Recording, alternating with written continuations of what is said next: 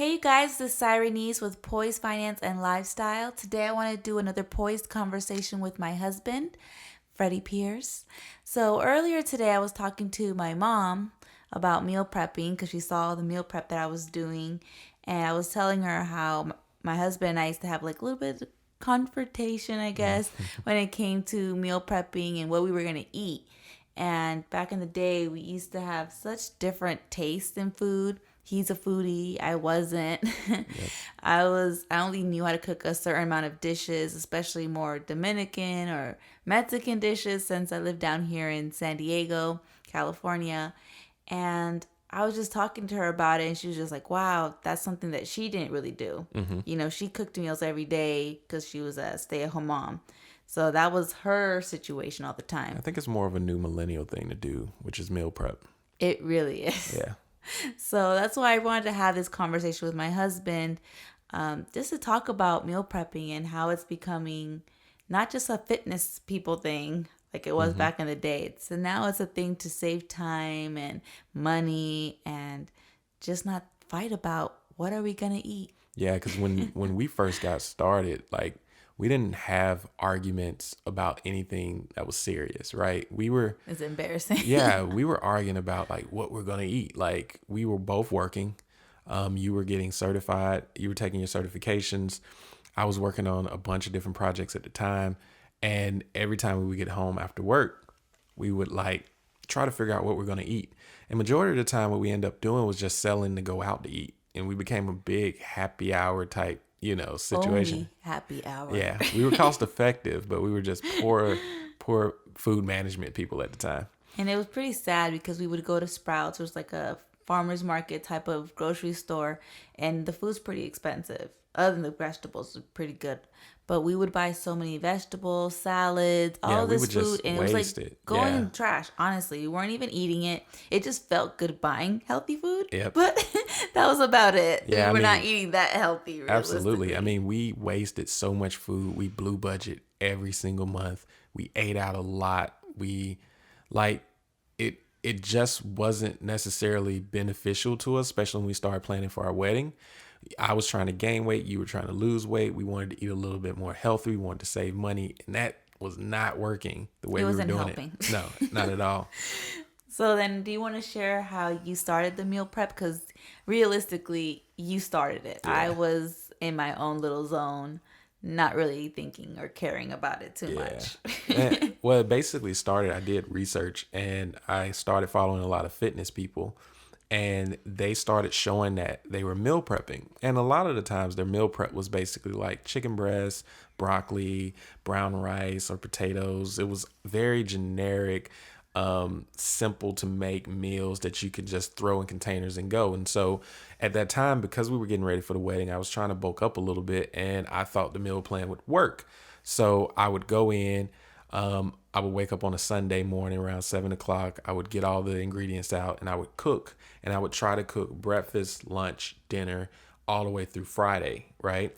And we basically ran into a few problems from this first attempt. I didn't want to eat that food at that point. I was like, this food doesn't feel that fresh. It's really heavy. Yep. I started gaining weight, and I was just like, man, we're getting ready for the wedding. I'm getting fitted for my wedding dress. Yeah. I do not want to start gaining weight. And I was doing it wrong because I didn't understand, like, from the time you meal prep to how long the food should stay in the fridge. And so at a certain point, we kind of reverted back because pretty much after Wednesday, we would look at the food and kind of question whether it was worth eating or not. Mm-hmm. And so we end up just towards Thursday, Friday, we would go out and eat again. And so we were not only buying groceries for meal prep that we were then throwing away again at the end of the week, but then we started adding back onto our happy hour budget. Yeah. And so we got to a point where we just kept increasing our food costs because we thought when we saw those huge numbers, we were like, oh, this makes so much sense because it's costing us so much money to eat.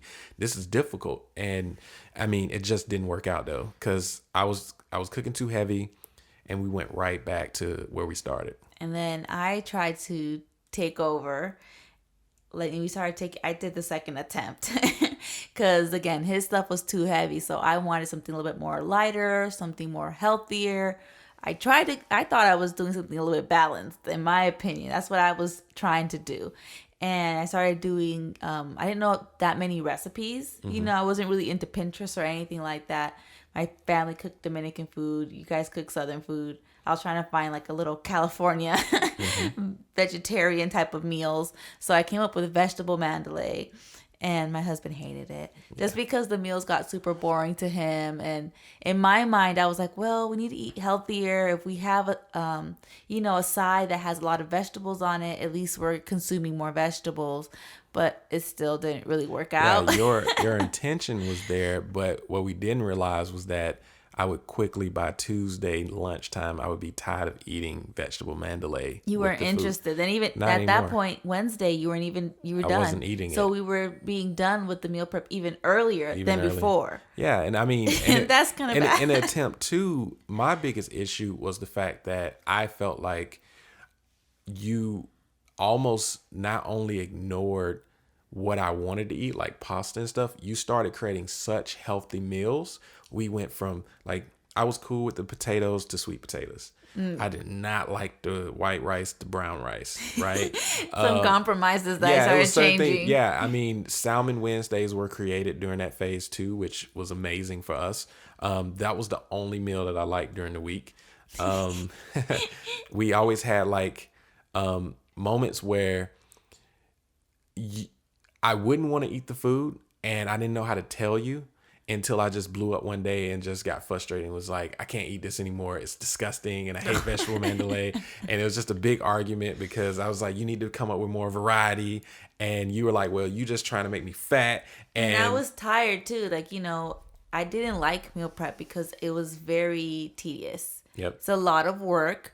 And I don't know what was wrong with me. I was exhausted and I just wanted to do quick meals. I was in and out. Can tell. And you were trying to do more, because I'm detail. a foodie. No, I know. But it was when I tried to take over, that was my biggest problem. I didn't want to be in the kitchen all day because I was already getting tired. And that was the mistake that we made on attempt 2 because I got frustrated at the fact that you didn't like my meal prep. So I gave meal prep to a person that doesn't really value food like that. So you're okay with eating the same thing every day, and I'm not. So the approach that I took to it was wrong.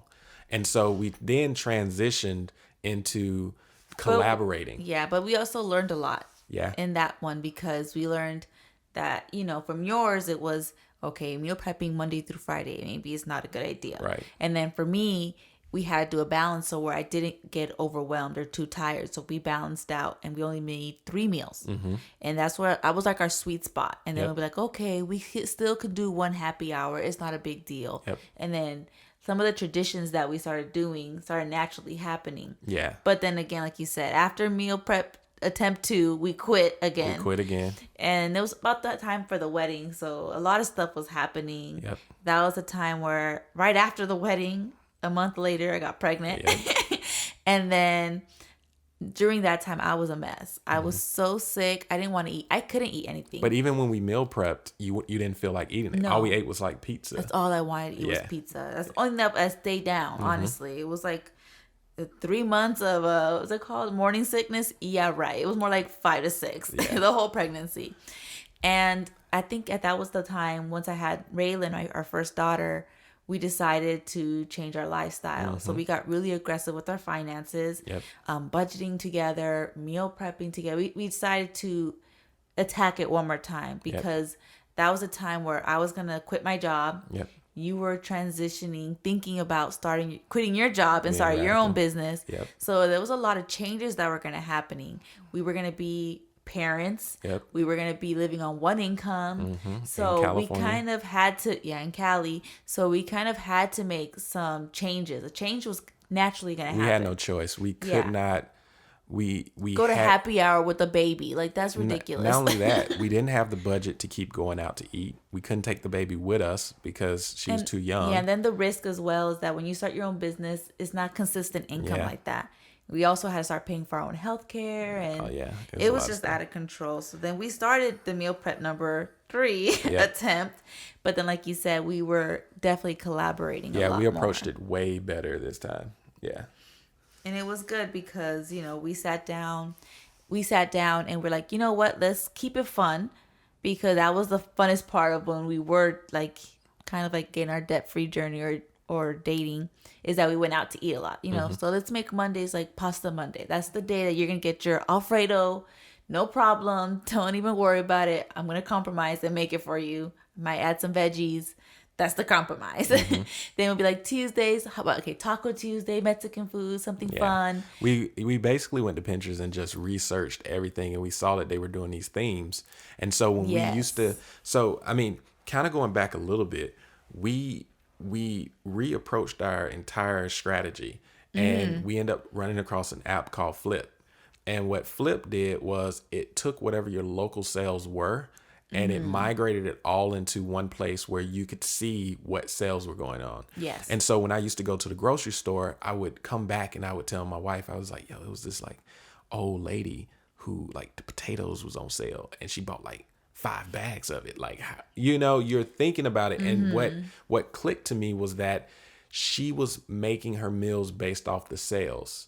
And so when we started looking at it that way, what we would do is go through the sales and we would pick out which store had the sales in which we were interested in, and we would note them down, right? Yeah. And then following that, we would like go through what we had in the fridge, what we had in the cabinets, and we would then create a list of what we could make between what we had internally as a whole. Following that, we would then create a meal plan. And that was where you kind of came in and you started really kind of getting involved with trying to have this one conversation during the week in which whatever you wanted to eat, you discussed during that meeting, right? Bring it up now. And don't say that I'm not making what you want. And Let's talk about it. We actually attached it to our budget meetings. So we always have weekly budget meetings, and then big monthly budget meetings. But during that weekly budget meeting, we started talking about the food budget and then started discussing what we wanted to eat. Yes. And it created the routine to where we no longer realistically say, what are you going to eat?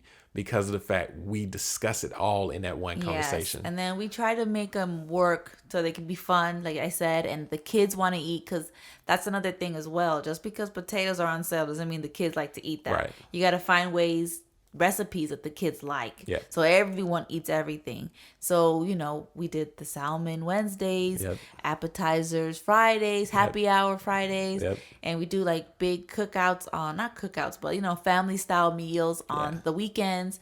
We try to find cost-effective ways to make sure that we're balancing what's on sale, something that we all like to eat, and making sure we're staying on budget at the same time. Yeah. So and that really works. It's working out right now. So and once we got that meal plan and we knew what we were going to buy and what we already had, what we would do is go into the notes app on our phone. Yes. And we would literally write out the menu.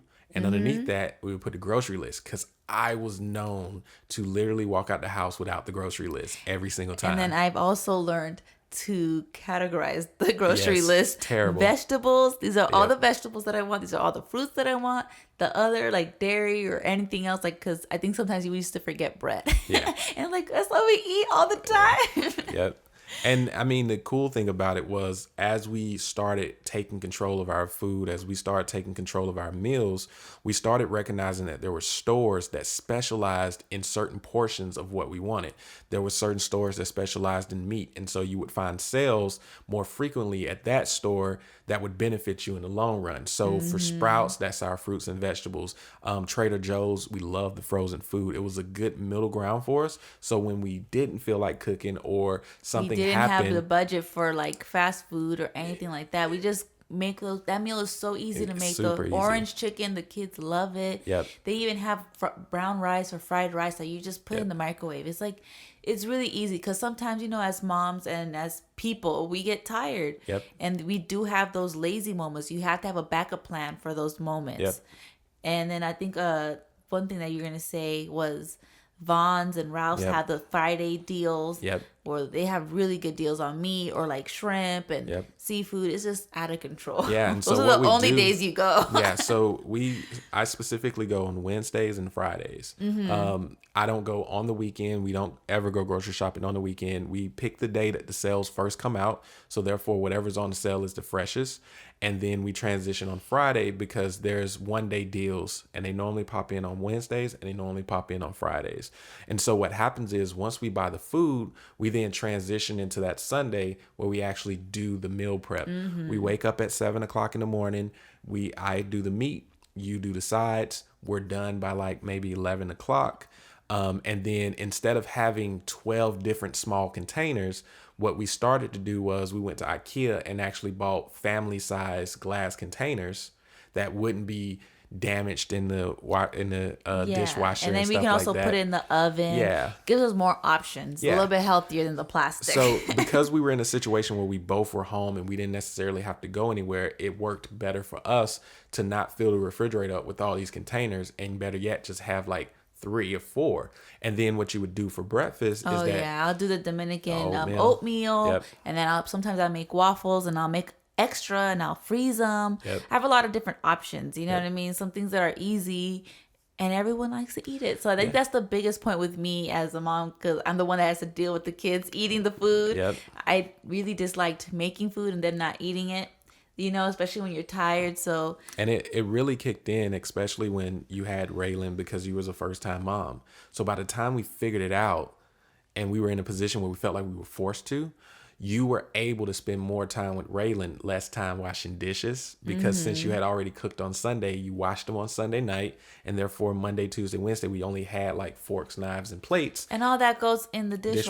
dishwasher, Yep. and you're done. Yep. See, you guys, it's a little bit of hard work, and it does take some time to, get that routine going, and that stamina to actually do the meal prep, not let the food go bad. But, it did take us it took us 3 realistic times doing meal prep until it stuck. Yeah. Until we figured out our secret sauce. Yeah, I mean, we didn't figure that out until maybe like 2 years ago, to be honest with you. And we've been trying to do this for about 5 or 6. So it does take time, and it takes a lot of discipline. And we went from her not liking the meal prep to the point to where she starts to see the value in it. We hope our kids can see the value in it. And I think it's cool because like my mom's seeing the value, my mom sister's is. seeing the value. A lot Yep. of our family members are like, well, you're doing these one skillet meals. Like they actually look amazingly good. Yeah, and you get more creative with it. You start seeing and you start learning new dishes. And when you get bored of the meals, you start going on Pinterest and trying to experiment with things. And so especially on the appetizers, one thing that when we were in a relationship, we always went out and got happy hour. And so when we decided to stay at home, we didn't want to lose that. We didn't want to lose that experience of eating hot wings and flatbreads and all calamari and so all that fun we became stuff. chefs. We became the cooks. We want our family to feel like the food is just as good at home. Yeah, and that's the funny part with you. It's like when Yeah. you cook on the weekends, my mom's like, why don't you guys go out? I'm like, Why? Mom, like my husband makes the food better. Yeah, I'm sorry. Friday 2 o'clock is like my signature. I'm like, either I'm smoking meat, I'm barbecuing, or I'm getting ready for the appetizers. Like I'm cutting work off at 2 o'clock. Like I look forward to it. Yeah, it's Yeah. fun. I think we all look forward to it. Yeah. So that's what worked for us. Hopefully some of the tips that we talked about works for you guys. But I hope you guys enjoy this conversation. If you have any other subjects that you guys want us to talk about, shoot them our way. And thank you guys for listening. Bye. Thank you.